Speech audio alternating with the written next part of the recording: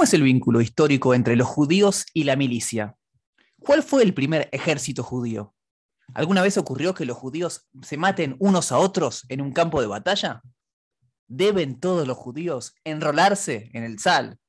Sobre estos temas vamos a estar hablando hoy en Final Abierto. Bienvenidos, mi nombre es Jacob Lipsik. Y mi nombre es Jonathan Beremi. Primero que nada, les agradecemos por llegar hasta aquí. 20 programas, la verdad que 20 episodios. No esperábamos, nunca subimos ni cuándo ni cómo. Empezamos a grabar y empezamos a subirlos. Y aquí estamos, la verdad que siguen creciendo los oyentes, la verdad que nos pone muy contentos. Suscríbanse, denle a la campanita, que nadie sabe para qué Seguro. funciona. Pónganle me gusta, que también eso suma a nivel YouTube. Y bueno, si tenemos que irnos para atrás a nivel histórico y empezar a ver la primera guerra que el pueblo judío cuenta o que nuestras fuentes nos citan, tenemos que referirnos al patriarca del pueblo judío, que es el Abraham Avinu, el primero de los 3 patriarcas, y que así como Mambrú, él también se fue a la guerra. Tenía ganas de decirlo de hace tiempo, ¿no? Coinciden muchas letras, si te das cuenta, Mambrú con Abraham. Muy bien. La gematria. Sí, la gematria. Muy bien. Estamos hablando ya ahora del año 230, 2030 de nuestra era, tipo de cuenta judía, y el menos 1700 más o menos de la era común, donde la Torá cuenta que se dio una guerra de los 4 reyes contra los 5 reyes, una especie de mini guerra mundial, por lo menos de todos los reyes que tenían sus comarcas ahí cerca de donde vivía Abraham. Habían secuestrado a Lot, ¿sí? Muy bien. Le anuncian a Abraham que secuestraron a su sobrino y estaba envuelto, lo tenían como rehén. Un grupo de estos 4 reyes que eran aparentemente más poderosos, de hecho, porque superaron a los 5. Claro, en la Torá se menciona, ¿por qué dice 4 contra 5? Para decir que estos 4 eran más poderosos incluso que los otros 5 reyes, y Abraham va a rescatar a Lot. Famosa historia de si fueron con 318 soldados o si fue solamente con Eliezer. Sí. Pero bueno, él evidentemente fue un hombre de armas tomar y fue a rescatar a su sobrino. Tal cual, que es el primer precedente donde vemos que si hace falta ir a la guerra, o sea, nunca se busca la guerra, no queremos iniciar un conflicto, pero en el caso que el conflicto se da y perjudica a un ser querido, en este caso perjudicaba al sobrino, que de hecho ya estaban peleados, ya se habían separado, había ya un cisma entre ellos. Igualmente Abraham toma las armas y se va a recuperarlo, lo recupera, los vence a los 4 juntos, él con sus pupilos, claro. Vence a todos, los recupera a su sobrino Lot y también libera a los 5 reyes cautivos y cada uno volvió a recuperar su independencia. Sí. Este creo que es el primer punto. El segundo, me parece a mí, o sea, corríjanos si nos equivocamos, obviamente. Si creen que falta alguno, que sobra alguno, bienvenido sea. El segunda vez que hablamos de preparación militar es Jacob y Esab. O sea, el tercer patriarca tiene un hermano con el cual tenía una relación bastante tensa constantemente, que el Jacob se llevó las bendiciones del padre de una forma no tan aparentemente lícita, y Esab lo quería matar. Entonces, cuando está volviendo a Israel, se tiene que enfrentar con el hermano. Y ahí la Torá habla de que la triple preparación. Jacob se prepara a nivel tefilá, sí, porque reza a Dios para que todo salga bien, le da regalos para apaciguarlo. Y la tercera situación es la estrategia. Escúchame, quizás a pesar de todas las recaudos que estoy tomando, no vamos a lograrlo, así que divide el campamento y hace toda la estrategia militar para en el caso de que haya enfrentamiento, ir a pelear y no eludir el conflicto. Entre paréntesis, esto quedó como un ejemplo, lo menciona el Talmud. Entonces se toma toda la preparación de Jacob cuando va a enfrentar a Esaú. Esaú suele ser como el ejemplo de Roma y Occidente. Entonces se tomó cuando los rabanín viajaban a encontrarse con los altos dirigentes de los imperios. Hay una costumbre que se mantiene hasta el día de hoy, que generalmente se hace en Motzai Shabbat antes de que algún Yehudi viaje. Se lee el comienzo de Parashat Vaishlach como preparación de cómo uno se tiene que comportar cuando va a enfrentarse con Occidente, digamos. Tal cual. Bueno, después ya tenemos una especie de operación de represalia, que es muy famosa en el Israel moderno, pero que son Shimon y Leví. Shimon y Leví ven ultrajada a su hermana Dinah y toman las armas y se van a atacar a los causantes, a los agresores, que son Shem y Hamor, el príncipe y el rey también, de una especie de reino. En ese momento calculo que eran todo era reino. Eran ciudades-estado, es lo que después en Grecia se llama ciudades-estado, que son una ciudad que tiene un rey, que tiene su independencia y su administración independiente de los demás. Bueno, van, revientan la ciudad, matan a los culpables y se llevan puesto a toda la ciudad. Y bueno, y vengan a la hermana y la recuperan, que estaba secuestrada la hermana en el castillo, y la traen de vuelta. El otro conflicto que pasa también con las tribus son Sí. Yehudá y Yosef, también es un conflicto Eso en es más potencia. Midrashim, en realidad, ¿no? Sí, Porque Shimon y Leví o Isabi y Jacob y también la parte de Abraham es texto que está en la Torá y uno lo lee de manera prácticamente literal. sí. Yehuda y Yosef son historias que tienen que ver con los Midrashim, con las explicaciones. No sé cuál es la traducción, si tienes una buena traducción Sí, de Midrash. no, para quien no lo conozca, es un complemento, o sea, un complemento talmúdico a las enseñanzas de la Torah. Claro. Y porque la Torah te dice que se enfrentaron y que de repente parece que se van a agarrar, dura 2 pesukim y después 2 versículos, Exacto. y después todo se termina, se revela a Yosef como el hermano, no nos tenemos que pelear. Pero el Midrash hace de este conflicto lo expande muchísimo, hace un multiverso de esta lucha, donde habla de cómo Yehudá se había preparado para incluso si hace falta agarrar las armas y destruir a todo Egipto, no le importaba nada. Él, con tal de preservar al hermano que estaba queriendo ser secuestrado, iba a hacer cualquier cosa. Y Bueno, bueno, después ya saltamos a la época que tiene que ver con el liderazgo de Moshe, ¿sí? O sea, obviamente cuando los Yehudim estaban dentro de Egipto, estaban esclavizados, después salen al desierto como un pueblo libre y empieza con todos los conflictos que tiene un pueblo libre que avanza en el desierto hacia una tierra, que evidentemente hay otros pueblos en el medio a los cuales va a haber que enfrentar, o muchas veces incluso no queriendo el propio pueblo judío enfrentarlos, ellos iban a querer atacarlos. La más conocida, la primera que ocurre es Amalek, ¿sí? Amalek que el famoso ejemplo de que venía Israel como un pueblo absolutamente victorioso, habían escapado, logrado doblegar al imperio más grande de la época.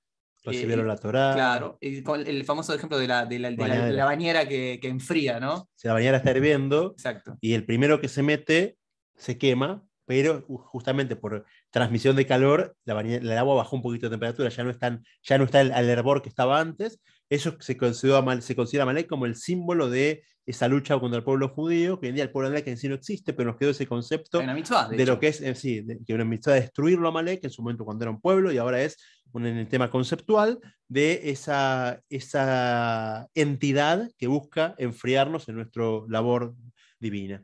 Hubo la guerra con Midian, también Midian se mete a tratar de frenar el avance de Israel. Midian fue la de Las las manos. manos, Porque después sí. los cananitas también enfrentaron a los cananitas, después está Midian, no sé. Sí, Sí. Sihón y Og también, los famosos gigantes que protegían, o sea, los pueblos de Canaán habían contratado dos guardaespaldas, que eran los pueblos fronterizos, que eran Sihón y Og, para que eviten el avance de Israel, también terminan cayendo contra la Torá. Perdón, en el machete que tengo acá, sí, lo confieso, tengo acá anotado, es el trabajo de campo que se hizo antes del programa, del episodio, el que le molesta la palabra programa. No, el famoso caso donde Moshe levantaba la mano, vamos a contarlo rápidamente, en un enfrentamiento con Canaán, era con los pueblos de Canaán.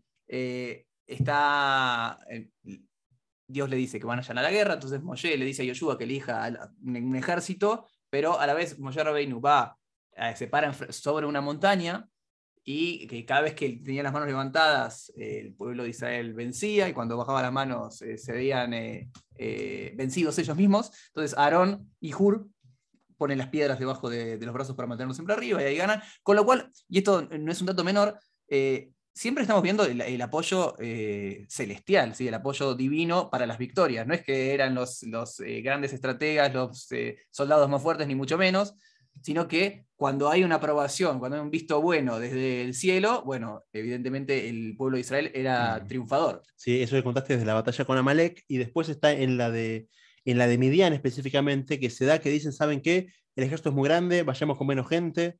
Entonces, no era un tema de cantidad de fortaleza, sino que simplemente se buscaba muchas veces las rectitudes de los soldados, porque tenemos que poner el componente ético en la guerra también siempre, y eso era parte de lo que nos enseña Moshe con sus guerras también.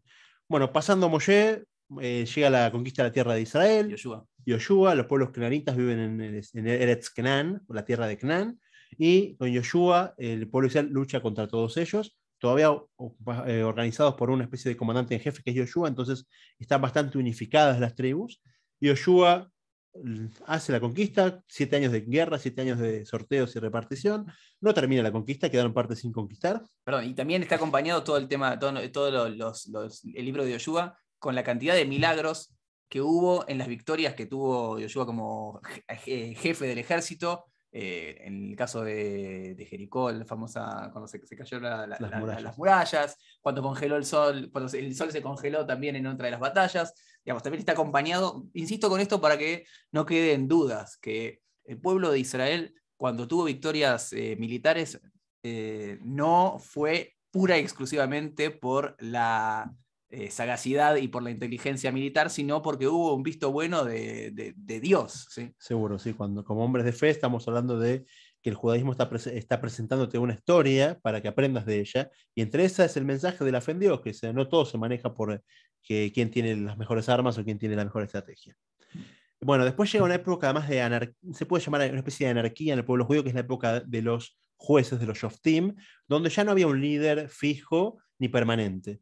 De repente yo lo llamaría quizás unos caudillos, donde se sumaban, salían de ciertas secciones, ya un día eran de Binyamin, otro día eran de Efraín, cada vez salían de otra tribu, y surgían gente que ante la opresión externa unificaba en su figura al pueblo y lograba repeler el invasor, el enemigo. O sea, estamos en la época previa al reinado. Tal claro. Cual, no había monarquía y estaban los reyes, entonces tenemos un montón de, cada tribu tenía su ejército, a veces iban a la guerra y decían, bueno, ¿quién me puede ayudar? Y venga, y venían 2, 3 tribus, a veces venían todas, como que no era algo tan unificado, tan nacionalizado como en la época de Moshe y Yoshua, ni como va a ser después en la monarquía, sino que era más de, mucho más poco ordenado, era más, se armaban según la ocasión. Okay.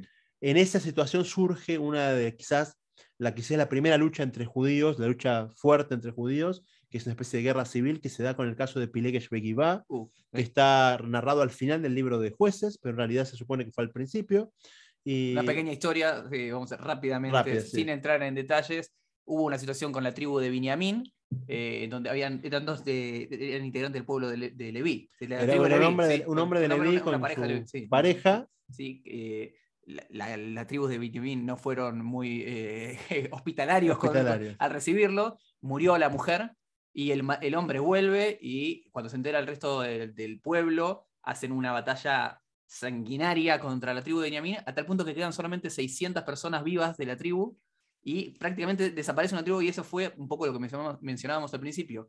No solamente hubo conflictos bélicos entre el pueblo de Israel y el resto de los pueblos, sino incluso al interior, y esto empieza a verse también ahora, inmediatamente en la línea de tiempo, cuando, como ya hablamos en otro episodio, que pueden también verlo, respecto de las tribus perdidas, y hablamos un poco de la división del pueblo de Israel, cuando hay un reinado que se divide en dos, los conflictos bélicos son esperables. Sí, bueno, tenemos la parte del reino unificado, que son los 3 reyes que ya hablamos en otro capítulo, como dijimos, Shaul, David y Shlomo. Con Shlomo se divide, y ahí, al haber 2 reinos, también había conflicto de intereses, y también hubo guerras entre ellos, que en ciertos aspectos el Talmud destaca que no eran tan violentas como las de guerras con ex enemigos ajenos, porque cuando tomaban los cautivos los trataban mucho mejor, quizás un prisionero cautivo, los judíos al prisionero judío del reino opuesto, pero también había guerras, también había muerte, había violencia. Así que otra vez fue una situación no tan agradable, que fue la lucha interna y las violencias internas. Después, bueno, ya tenemos que saltear ya el dominio griego y una de las grandes epopeyas militares del pueblo judío, que es la revolución de los Hashmonaim, de los macabeos, donde se levantan en armas contra los griegos y también los judíos helenizados, que también había asimilados en el pueblo judío a la cultura griega. Es por la cual celebramos Hanukkah, ¿sí? Para aquel que quedó fuera un poco. Por esa razón encendemos velas. Sí.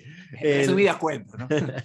Y entonces, bueno, logran doblegar al enemigo, logran eliminar el dominio helénico dentro de Israel, griego, y recuperar la independencia. Establecer la dinastía. Y establecer una dinastía propia, que también son criticados por ello, pero ya para otro capítulo quizás para Hanukkah hablemos más de la casa de los macabeos. Estás proyectando como para 9 meses, muy bien, ¿no? Sí, o sea que vamos a tener continuidad, y esperemos que así sea, dependemos de ustedes que nos apoyan. Y bueno, y ahí ya empieza una dinastía de Hashmonaim, que de vuelta, otro conflicto entre hermanos, termina trayendo a un tercero en discordia, porque cuando van heredando el trono, termina a Hyrcanus II y Aristóbulo, que si fijan los nombres ya son bastante helenizados. Y son 2 hermanos que luchaban por la corona, y uno le pide a Pompeyo, el general romano, y dice, ¿nos das una mano así pones orden acá? Y Roma entró, y sí, como no, cuenten conmigo, y entró para quedarse. Ya convierte a Judea en una provincia vasalla de Roma, y ya se pierde esa independencia ganada con la lucha. Y vamos a saltar a Bar Kokhba. Sí, más o menos, porque después contra Roma tenemos 3 revueltas, o sea, 3 veces que los judíos se organizan. Con Roma hubo amores y odios, hubo épocas donde estaban muy bien, o relativamente bien, y épocas donde estaban mal. Por ejemplo, con Herodes también, hubo momentos que estaban peleados a muerte, después viene Herodes y reconstruye el gran templo, y están todos también más estaba felices. Antoninus con Rabbi Yehuda.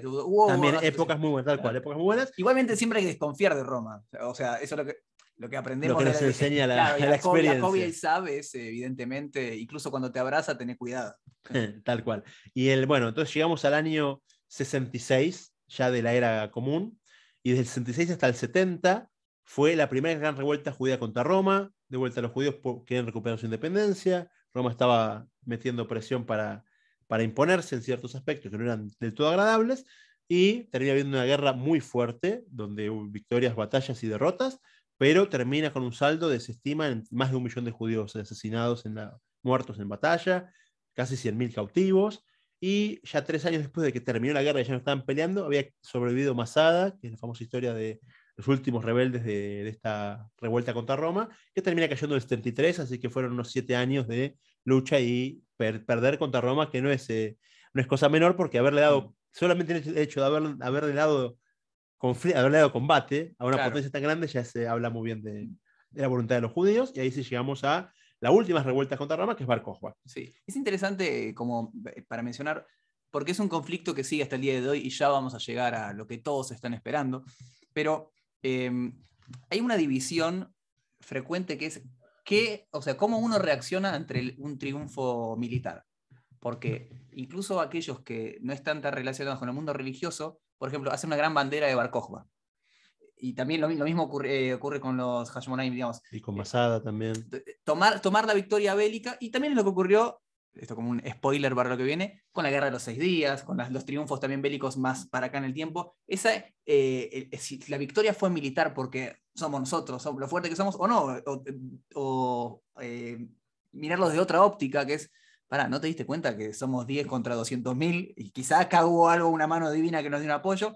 Lo digo porque es interesante, por ejemplo, Bar Kokhba. Digo de Bar Kokhba porque también la figura de Bar Kokhba se usa mucho como el ejemplo del judío que lucha y puede vencer incluso en cuestiones militares, y dejar afuera la presión y la presencia de la parte espiritual y la parte divina que ayudó en el triunfo. Sí, de hecho, justo lo que mencionaste antes al pasar, que fue el tema de las velas de Hanukkah, después de analizar Hanukkah en profundidad y cómo lo vamos a celebrar, parece aparentemente relegada a la historia de la victoria militar, y uno se concentra en el Talmud, en cuándo se encontró el aceite, cuánto duró el aceite. Claro. Pero escúchame, le ganaste a la potencia del mundo. Festejemos con disparos al aire de algo militar, un desfile.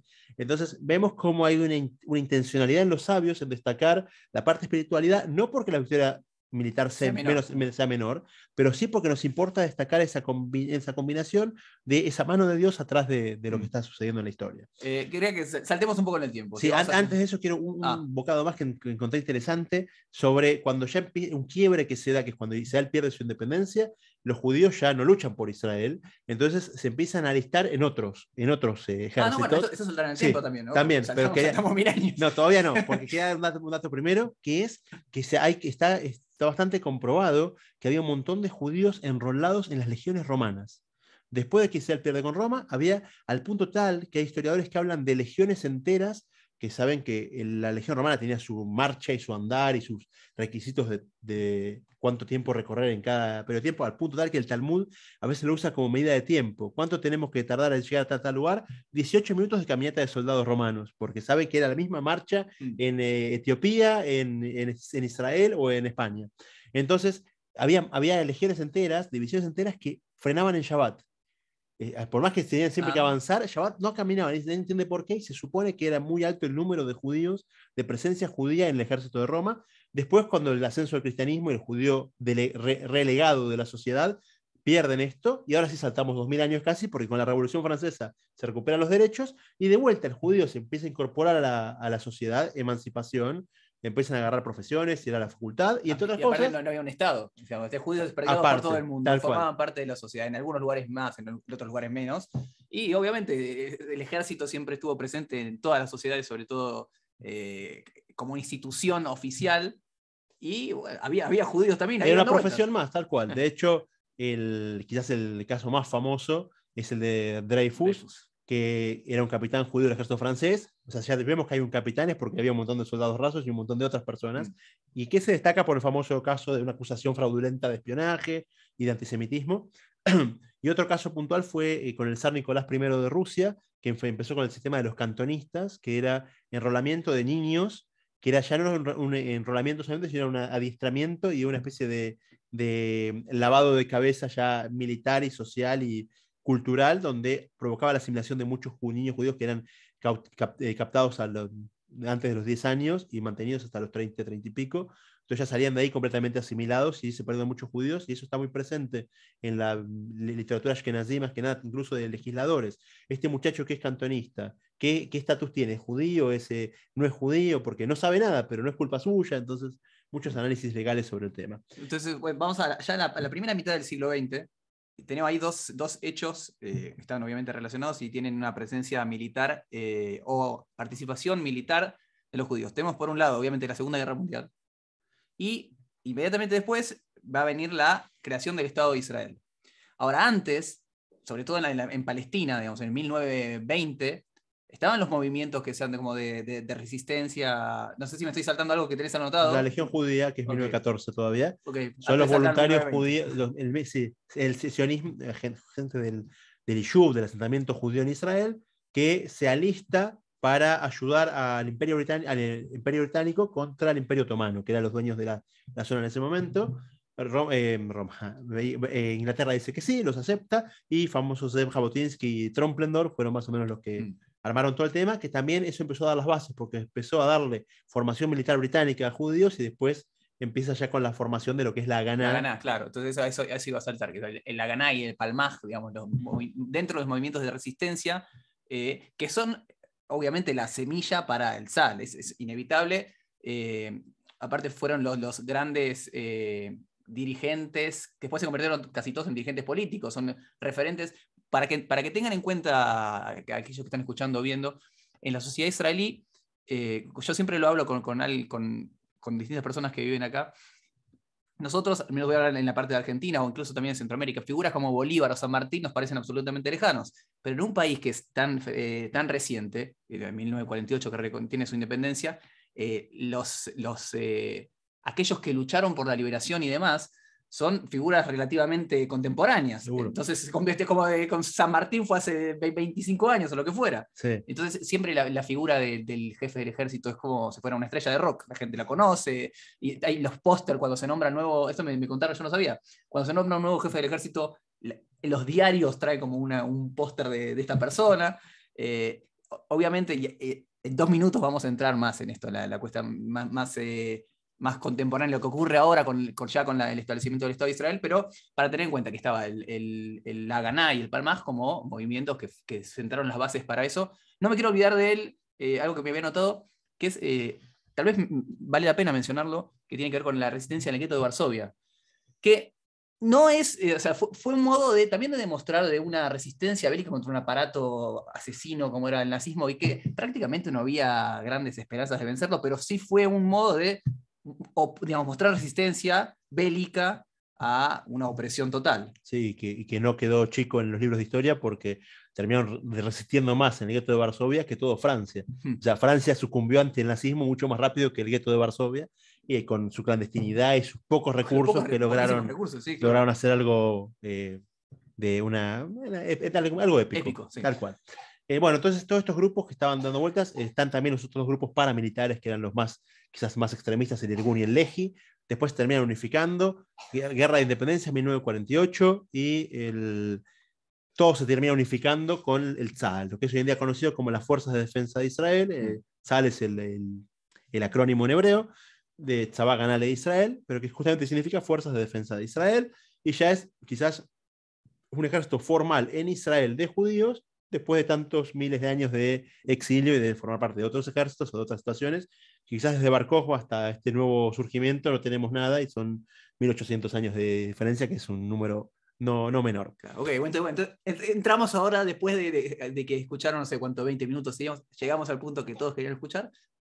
que es el tema del tzad, el tema de que al día de hoy sigue siendo un tema de discusión, la cuestión de religiosa, participar o no en el ejército y demás.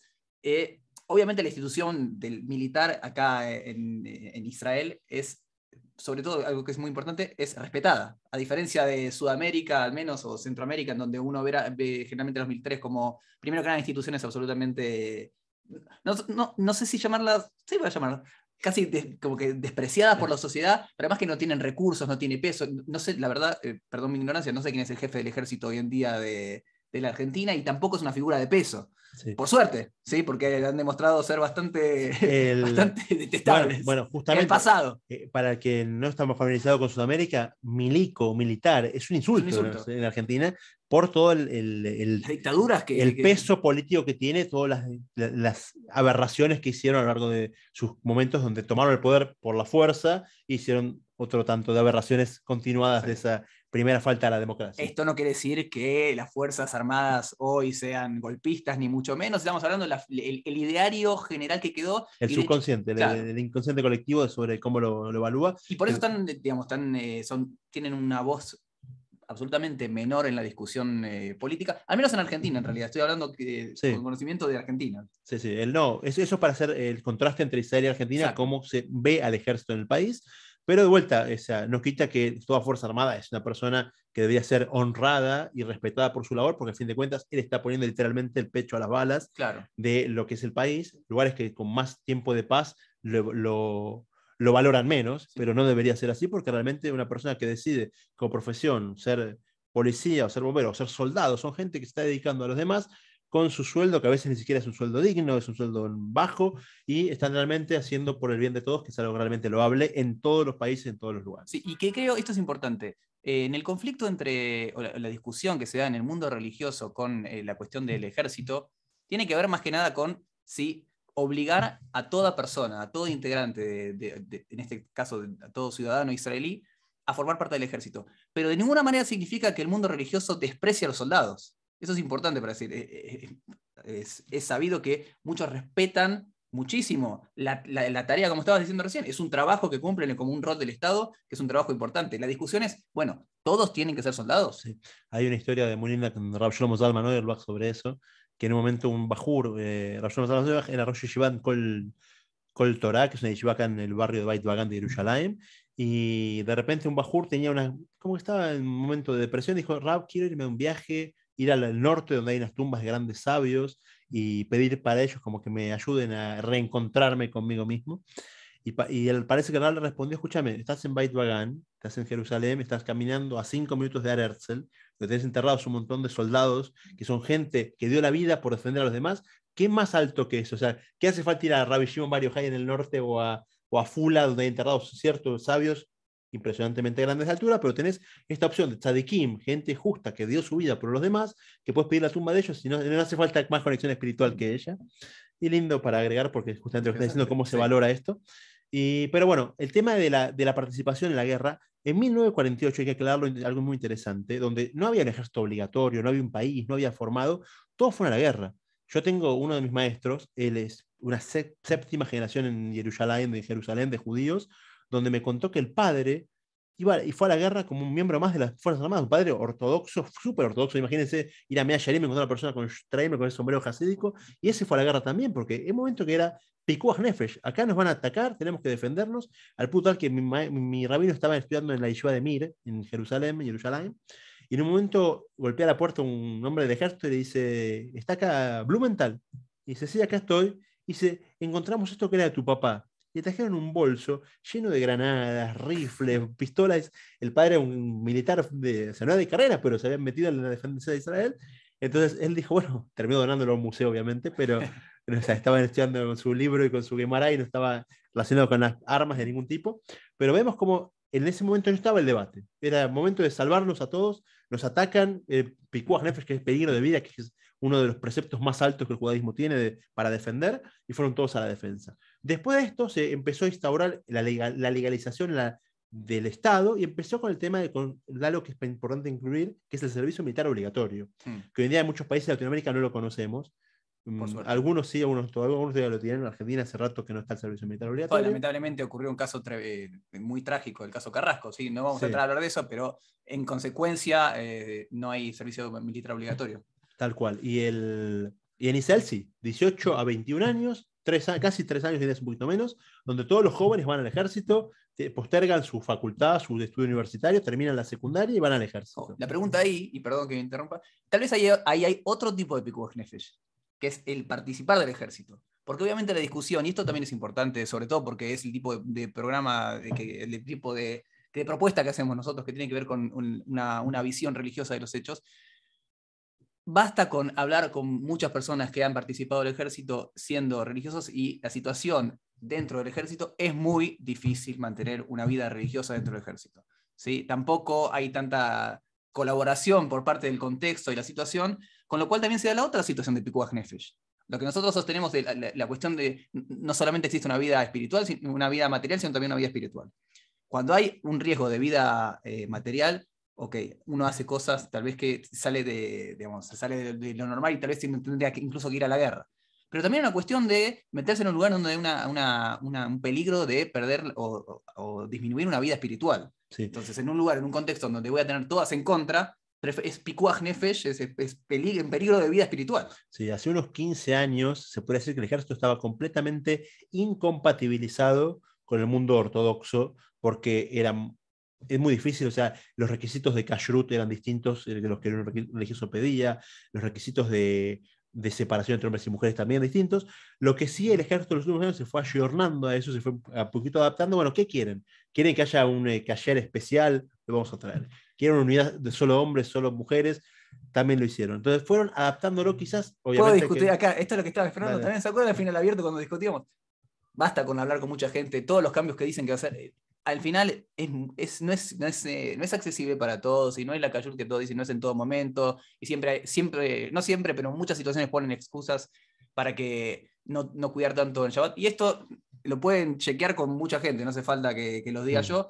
Entiendo que hay un conflicto de intereses, es decir, el público religioso es un número muy grande, ¿sí? Y también hay una cuestión que esto es inevitable y cualquiera que tal vez tiene gente que viviendo en Israel o conocidos le va a decir, bueno, es injusto, ¿por qué mi hijo tiene que ir a la guerra y el tuyo no?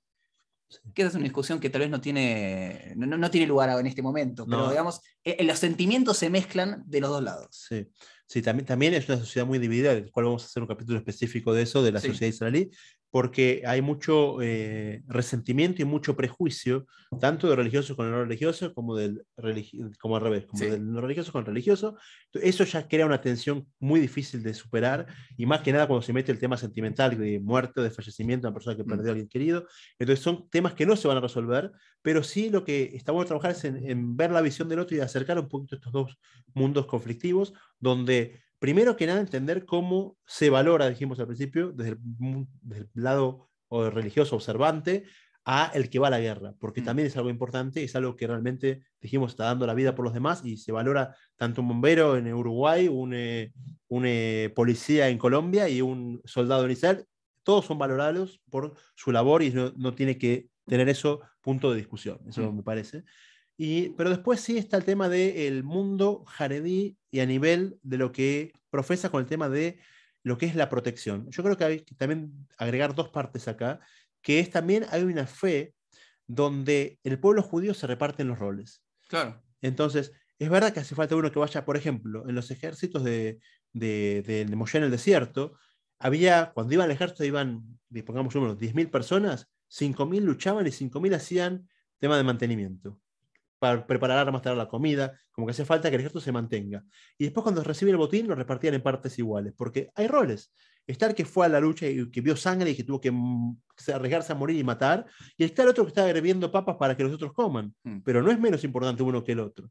Entonces, desde el punto de vista religioso o espiritual, vemos al pueblo judío como un todo, donde tenemos el que tiene que ir a agarrar el arma y ir a la guerra, y tenemos el que está sentado estudiando, y ese estudio también genera una protección para todos. Claro. Esto a nivel esotérico, si querés llamarlo. El judaísmo es una religión. Sí. Es un pueblo que profesa un fe en Dios y tiene un vínculo con Dios. Y como decías antes, y ya lo hablamos en su momento también con la división de las 12 tribus, es un pueblo que de raíz tiene distintos roles y cada uno cumple su rol. Cada uno tiene que hacerlo de mejor manera. pero negar la importancia de la Torá y negar la importancia de que haya una protección, o sea, negar que los que estudian Torá respeten a los soldados es ridículo. Seguro que hay que respetarlo. Ahora, negar que aquellos que van a la guerra consideren importante también la protección espiritual que genera el estudio de Torá, también sería un poco negar nuestra historia. Porque de vuelta, como hablamos antes, los triunfos militares de Israel, si nosotros nos queremos cegar y decir, bueno, somos nosotros, fue nuestro poder.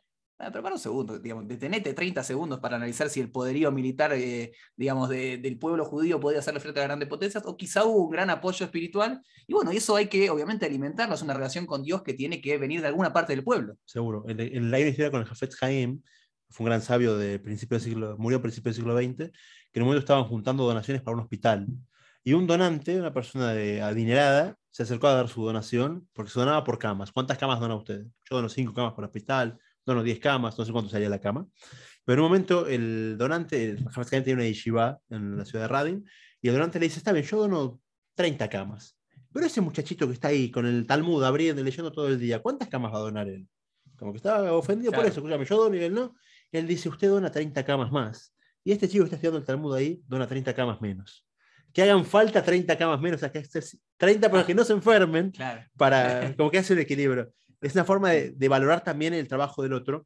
Y con un cierre, ya llegando al final. Antes de cierre, lo único que estamos dejando afuera, el tiempo en podcast es tirano. Hablando del tema de las guerras que son por mitzvah. ¿Sí? También hay un concepto que no se ataca cuando a uno se le da la gana, tiene que haber una aprobación, o en su momento estaban los profetas, tiene que haber una decisión apoyada por el Tribunal Superior. Cuando había rey podía decidir sin el rey. Hay una discusión respecto de hoy si, bueno, entonces el primer ministro se considera como viene a ocupar el rol del rey o no, que eso también da, si no me equivoco, y esto tómenlo con pinzas, creo que el Rav Kook, ¿sí? Que fue en su momento el Rav Rashi, decía, bueno, hoy en día, alágicamente, el poder político puede tomar esa decisión, y hubo quienes discutían con eso, pero el concepto de ir a la guerra por mitzvah es muy distinto que ir por la guerra por, digamos, nadie va a la guerra por placer, pero digamos por deporte o por una cuestión de prevención cuando no hay un apoyo del Tribunal Superior. Sí, sí.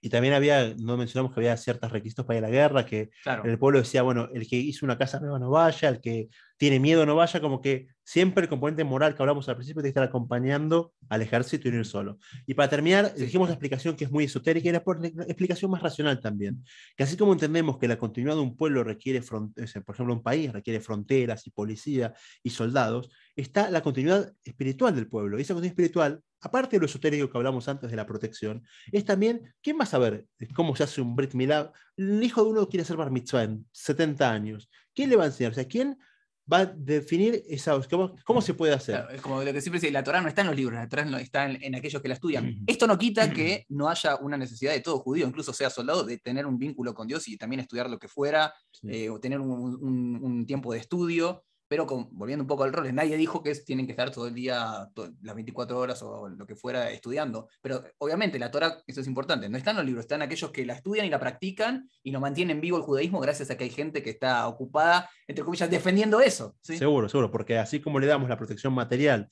con las alarmas y con las balas y con los policías, tenemos que buscar que nuestra identidad también se mantenga. Entonces, así como yo he visto en el ejército, por ejemplo, en Argentina, pero también ocurre en todos lados del mundo, que hay excepciones culturales para el ejército. No, yo estoy haciendo una carrera, yo estoy dedicado al clero, entonces esa persona está exceptuada del ejército. ¿Por qué? Porque se entiende que también ese contenido y ese aporte moral a la sociedad es importante. Entonces acá en Israel, me gusta ver la excepción de los estudiantes de Yeshiva como esa opción. O sea, querés ir al ejército, andá, querés estudiar, estudiar, pero entender también desde el punto de vista del que está en el ejército, que el que va a estudiar está fortaleciendo y está defendiendo otros valores que enriquecen y constituyen a la sociedad toda como la queremos, que es una sociedad que tenga su contenido y su peso judío también. Bueno, entonces esperamos sus comentarios, sus críticas. Imagino que esto va a dar que hablar. También hablamos de algunas cuestiones que van a dar para otros programas. Este fue, como decimos, un puntapié inicial. Así que hasta acá llegamos. Los esperamos hasta el próximo episodio de Final Abierto.